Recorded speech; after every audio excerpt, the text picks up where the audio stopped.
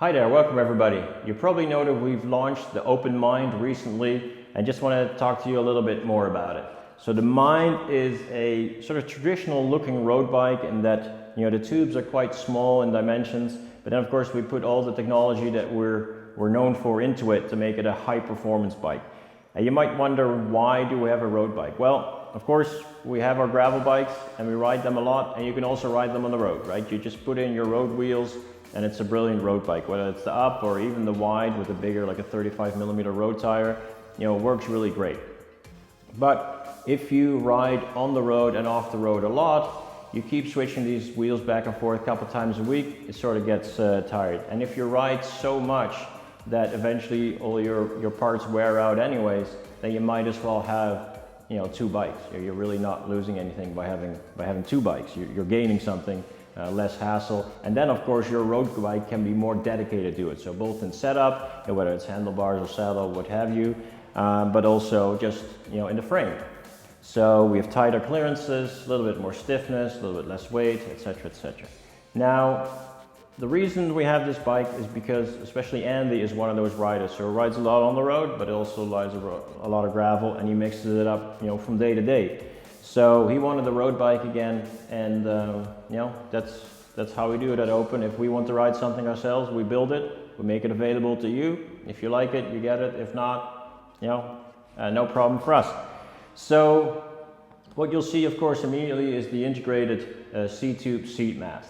Now this is a design that's been around for many years, and to be honest, I've always hated it. A lot of these solutions have okay, now by integrating it, we save the weight of the seat post, but then this little piece up here was often heavier than a full seat post was, so then you weren't really gaining anything. But in this case we went for it for one reason, and that's comfort.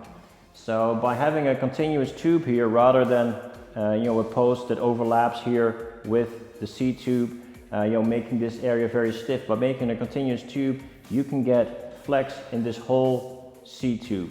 And so you can get a lot more comfort in the saddle. And we've increased that even more by going to a very, very small diameter and using that small diameter all the way down from the seat mast down to the seat tube.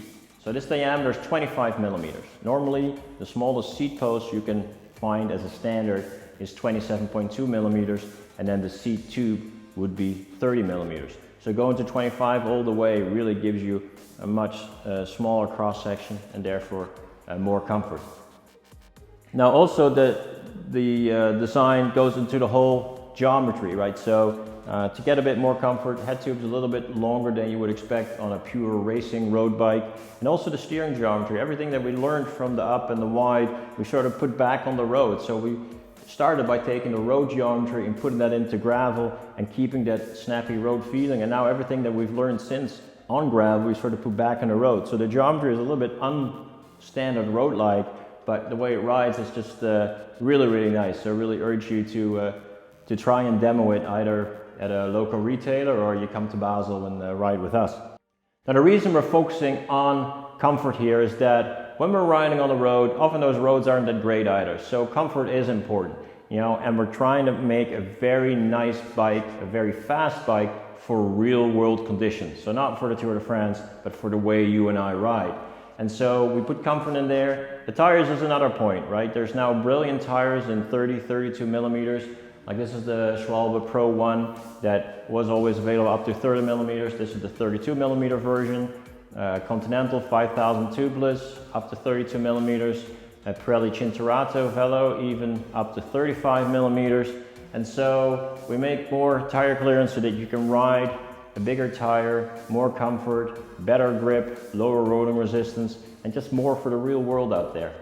The rest of the geometry is also focused on that, so the head tube is slightly longer than a pure racing bike, not that much, of course shorter than it would be on a gravel bike. Fork, the R-turn, which is the road version of the U-turn fork that we made. The U-turn fork was the lightest gravel fork out there, and the R-turn does the same for the road. Internal cable routings, as you're used to from us.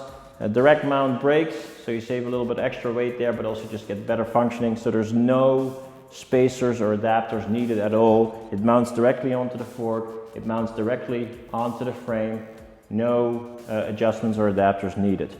The headset, maybe also important to mention, the lower bearing is a very thin bearing, so we can have a narrow head tube as you would normally see on a road bike, but then the fork steer are actually quite big, and then that narrow space in between is what's taken up by a custom bearing that Cane Creek makes for us.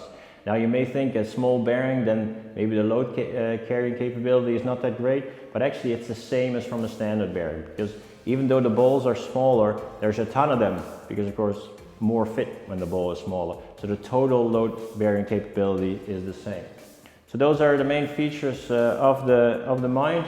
We're really happy with it in the end, also because it has all this performance in it, but the look is quite classic, and that's kind of a nice change maybe from what's out there in the world right now, where the design's a little bit more industrial and a little bit more, I don't know, soulless. And so this harks a bit back also in the diameters to the times when things were steel. And you know, and steel is real, but carbon can be too. Thank you for watching.